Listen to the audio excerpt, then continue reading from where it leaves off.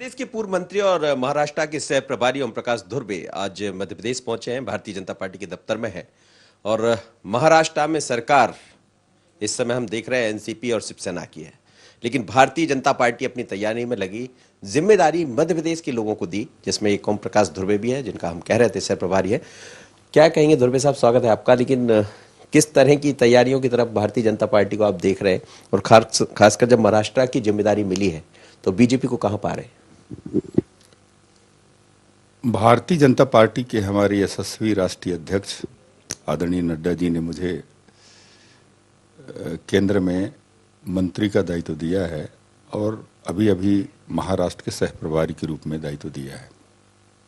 मेरा प्रथम प्रवास था, तो पहले तो मैं वहाँ की भौगोलिक स्थिति, कहाँ कहाँ क्या स्थिति है, राजनीतिक स्थिति, सरकार की कामकाज, जो शिवसेना की सरकार है, और इन सब चीज़ों पर हम 3-4 दिन से वहाँ पर सब नज़र रखे हुए थे।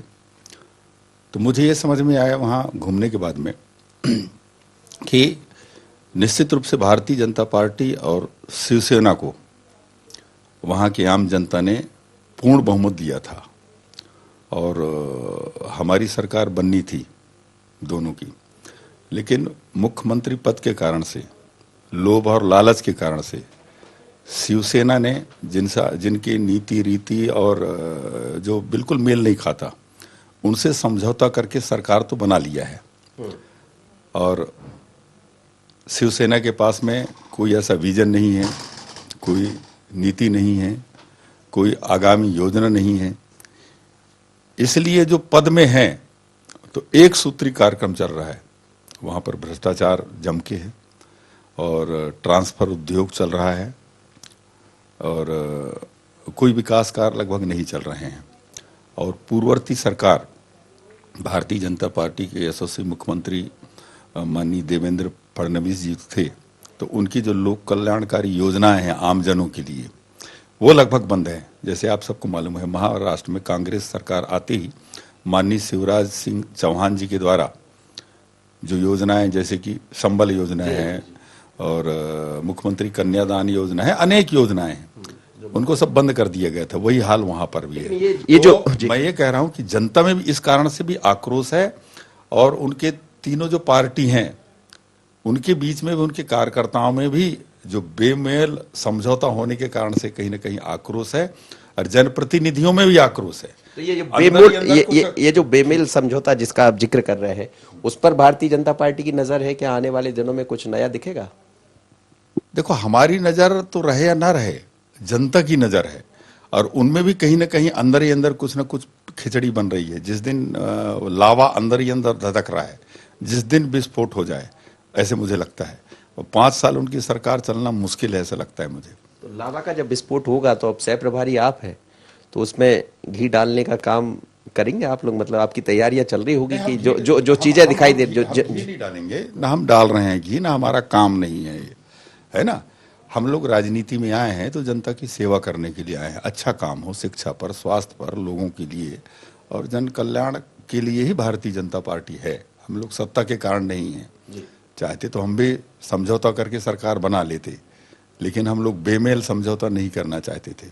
वो लोग पद लोलुप के कारण से, मुख्यमंत्री पद के कारण से अपने नीति रीति जो भी है सिद्धांत को छोड़ करके समझौता कर लिए। तो आपको लग रहा है कि कम दिन है वहां पर सरकार जो दिखाई दे रही है, एनसीपी और कांग्रेस और शिवसेना की जो सरकार, उद्धव ठाकरे जी की सरकार, वो कम दिनों की मेहमान है? हाँ, निश्चित रूप से अंदर ही अंदर लगता है जल्दी ही विस्फोट होगा, ऐसा मैं मानता हूँ।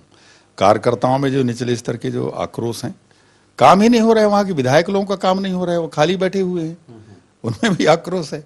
कोई योजना ही नहीं है और पूर्व संचालित योजनाएं सब बंद हैं, है ना।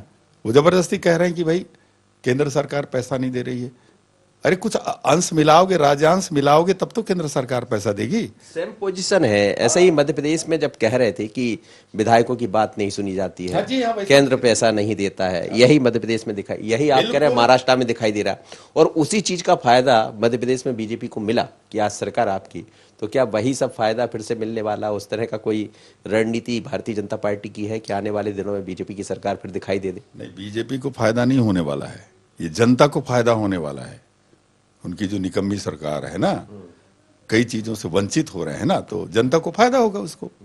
ठीक है, नहीं है? और ऐसी स्थिति, क्योंकि हम राजनीति करते हैं, विकास कार्य करना चाहते हैं, इसलिए जनता अवसर देगी तो हम करेंगे, तो बेहतर ढंग से काम करने का प्रयास जनता करेंगे। अवसर दे, जनता ने तो अवसर दे ही दिया था हमको।